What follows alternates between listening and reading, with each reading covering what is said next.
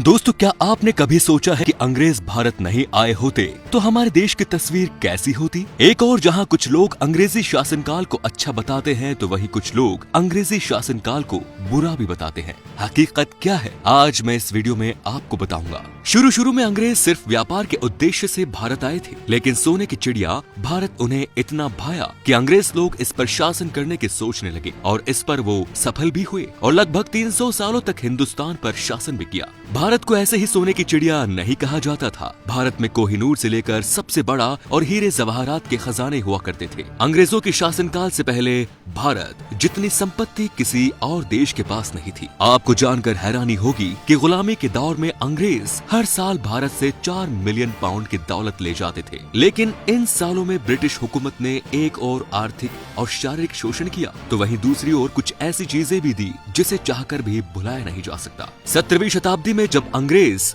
पहली बार भारत आए थे तब उनका मुख्य उद्देश्य सिर्फ व्यापार था, लेकिन भारत की समृद्धि देख वो व्यापार के बदले वर्चस्व बनाने में लग गए ताकि हिंदुस्तान पर शासन किया जा सके। इसके लिए अंग्रेजों ने छोटे छोटे राज्यों को अपने अधीन करना शुरू किया और जब छोटे राज्य उनके अधीन हो गए, उन्हीं की शक्तियों की वजह से बड़े राज्यों को भी अपने कब्जे में कर लिया। पूरे भारत पर कब्जा करने के बाद सबसे पहले अंग्रेजों ने भारत की कृषि व्यवस्था को कमजोर करना शुरू किया। परंपरागत फसलों की जगह किसानों को तिल, तंबाकू, कपास और दलहन जैसी फसलों को उगाने के लिए मजबूर किया गया। इन सभी फसलों को उगाने का मकसद ये था कि इन सभी फसलों को इंटरनेशनल मार्केट में बेचकर वे ज्यादा से ज्यादा मुनाफा कमाना चाहते थे। अंग्रेजों ने पुश्तैनी जमींदारों से जमीन छीनकर नए जमींदार बनाए ताकि वो अंग्रेजों के हर हुक्म का पालन करें। लगान की दर में वृद्धि कर दी गई, जिससे पहले से कर्ज में डूबे किसानों की हालत और खराब हो गई। इसीलिए ये कहा जाता है कि अंग्रेज हमारे देश में नहीं आए होते तो कृषि के क्षेत्र में भारत अग्रणी देशों में शुमार होता।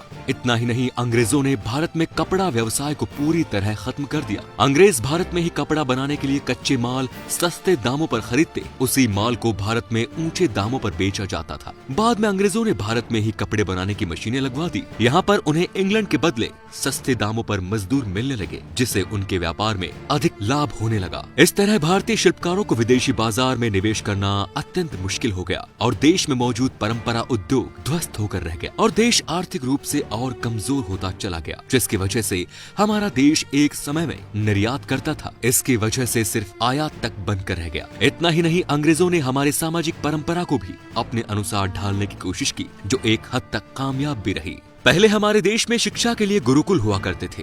अंग्रेजों ने वेस्टर्न कल्चर बेस्ड स्कूल को इंट्रोड्यूस किया और तब से हम भारतीय स्कूलों में ही पढ़ने लगे। इन स्कूलों का मकसद भारतीयों को शिक्षा प्रदान करना या उन्हें लायक बनाना नहीं था, बल्कि अंग्रेजों को तो अपनी नौकरशाही में कुशल भारतीयों की जरूरत थी। आज जो पैंट शर्ट हम पहनते हैं वो अंग्रेजों की ही देन है, पर अंग्रेज भारत नहीं आए होते तो शायद आज भी हम स्कूल की जगह गुरुकुल में पढ़ रहे होते और धोती कुर्ता में नजर आते। और अंत में अंग्रेजों ने जाते जाते भारत को 2 टुकड़ों में बांटकर इसकी भौगोलिक स्थिति को भी परिवर्तित कर दिया। 1947 के बंटवारे के समय जो कत्लेआम हुआ था वो इतिहास के पन्नों में दर्ज है। लेकिन दोस्तों, कहते हैं कि हर शासन में कुछ बुराइयां होती हैं तो कुछ अच्छाइयां भी। अंग्रेजी शासनकाल में कुछ काम अच्छे भी हुए। आज जिस रेलवे को हम भारत की लाइफ लाइन कहते हैं वो अंग्रेजों की ही देन है। भारत में हवाई सेवा की शुरुआत भी अंग्रेजों द्वारा ही की गई, जिसके द्वारा ये कहा जा सकता है कि ये दोनों चीजें हमें देकर नहीं गए होते तो शायद इन क्षेत्रों में आज हम इतने अग्रणी नहीं होते। भारत में उस समय मौजूद कई कुप्रथाओं को भी अंग्रेजों ने उस समय बंद करवाया था, जिनमें सती प्रथा प्रमुख थी।